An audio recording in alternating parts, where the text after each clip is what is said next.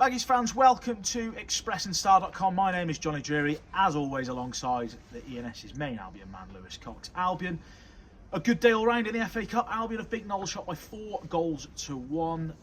Coxie, into the hat, professional display, got the job done. Returning goal for Dike, debut for youngsters. A pretty perfect day for Albion, really. Great day, yeah, really enjoyed it, perfect day.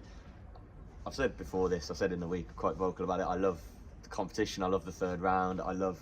The magic of the cup. Yeah, I'm a romantic, mate, call me, Call me old-fashioned these old days, softy. No, but to be honest, 5,000 Aldershot fans in that end, that is the FA Cup, isn't it? Like, to be honest. Alright, we'd have been a bit miserable if they'd have sprung a giant killing, but yeah, I loved it. And I won't say I was glad and happy for them to get that consolation goal, but it was a nice moment. Yeah, perfect, wasn't it? I mean, the kids are alright. 5 debuts, one from the off in Fenton Hurd, who we'll get into. I mean, certainly, I know we're doing a podcast tomorrow, isn't it? And we'll speak on him. And Carlos has spoke on him at length there. I thought he was superb. Little attacking midfielder, great bar. They know how to produce them. And yeah, 4 from the bench in the second half. Debuts, just ideal, wasn't it? But let's reserve more than a word for Daryl Dike. Very much not a Sandwell produced homegrown youngster, but yeah, what a day for him. Now, nearly 9 months out, and we knew obviously he was starting, we knew he was playing 45, and he just looked at it. I've spoke to him down there after the game, and it was a pleasure to interview him again after more injury hell that he's been through, that he's suffered. I mean, awful. What has he been here, 2 years and 3 horrific injuries, but he looked sharp, he looked fit.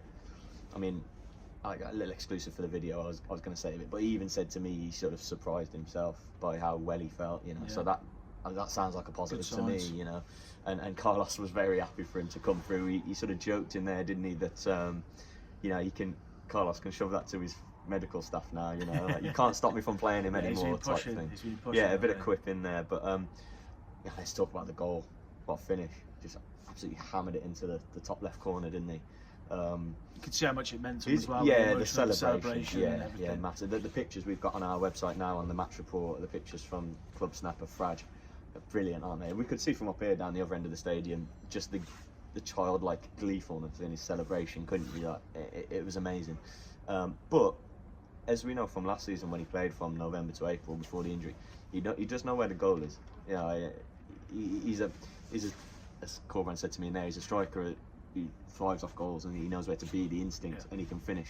We saw it today, and well, we've sort of said for a couple of weeks, haven't we? As I said to you earlier, that 7-8 DK goals between now and the end of the season, and they will be very useful, and Albion will be very grateful for it. Obviously, with the Madger situation, take some weight off Thomas Asante, and well, there's one goal for Dike. Yes, limited opposition, absolutely. Job was done today by half an hour, wasn't it? 3-0 by half hour. It was job done, and it was time for the kids and stuff. But the Dike factor, Blackburn next weekend in the league. He's not going to start as Dike, but he'll be on the bench. Week's training this week, he'll be on the bench. And say it's 0-0 or 1-1, or even Albion are 1 down or whatever with half an hour left.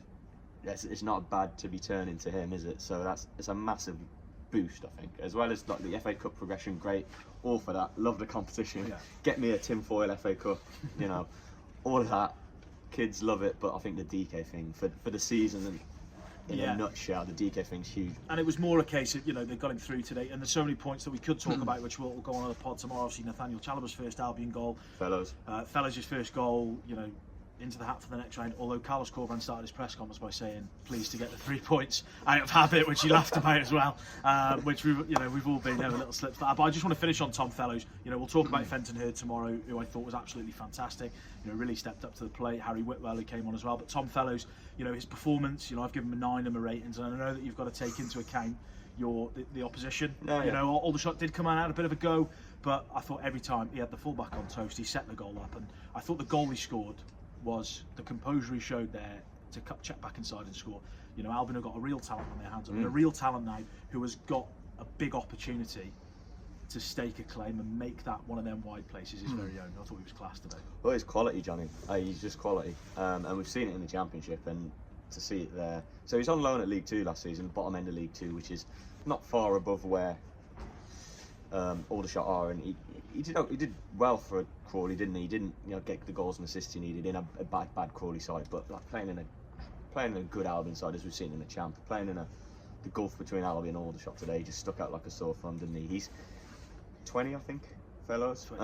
20, which is younger than, for example, Jovan Malcolm, who started today and got his goal. We mentioned Malcolm. We'll also talk about it tomorrow. Sorry to Jovan. No. But he's in that age bracket of those youngsters, like only 1 year above Hurd, I think, and 2 above Higgins and stuff like that.